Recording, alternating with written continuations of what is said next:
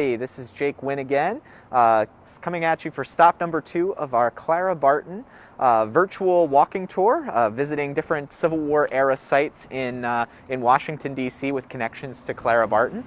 Apologize if we have any kind of wind interference here. We've tried our best to find a nice cozy little spot here, but apologies in advance in case there's any sound disturbance. We've been kind of fiddling around with our microphones today and not had a lot of success with it, so hopefully this is sounding okay for all of you out there.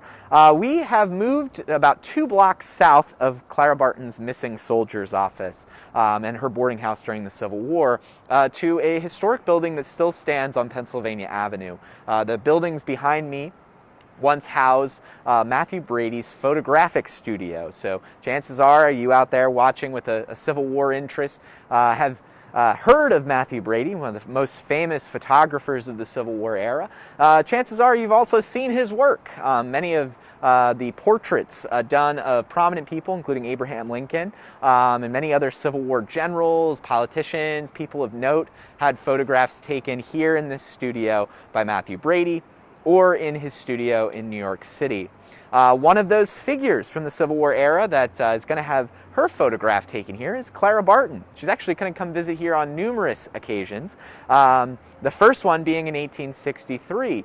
What you need to know about Clara Barton is, especially from her earlier years, there's not that many photographs that exist of her.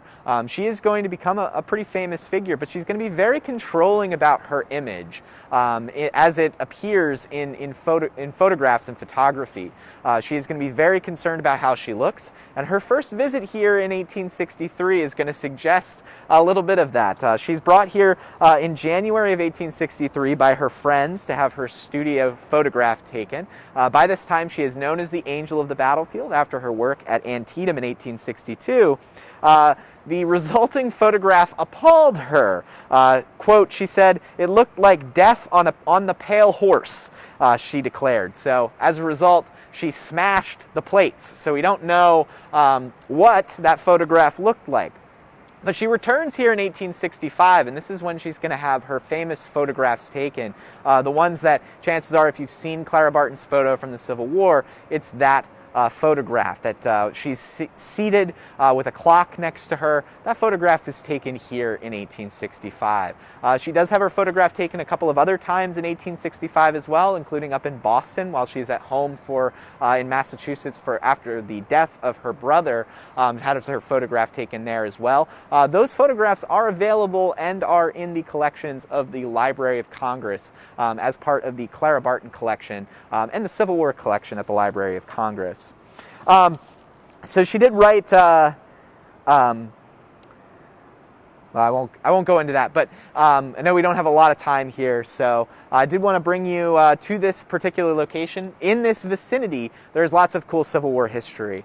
So if we take a look over to my left, your right, you see a monument standing. That is a monument to the Grand Army of the Republic that stands there, a monument to the largest fraternal organization for Civil War veterans on the Union side.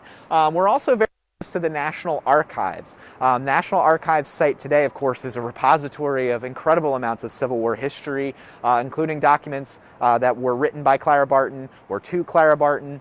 But that site was actually one of the largest marketplaces in Washington at the time of the Civil War. So Clara Barton lived about 2 blocks away from what would have been her supermarket, where she would have gone to get food, where she could have gone to get supplies before going to the battlefield. That was about 2.5 blocks away from her apartment. So if you've been enjoying these videos, this is stop number 2. We have several more stops planned in the next hour or so. Please continue to tune in, like, share the video, and hope you will continue to support the Clara Barton Missing Soldiers Office Museum and National Museum of Civil War Medicine.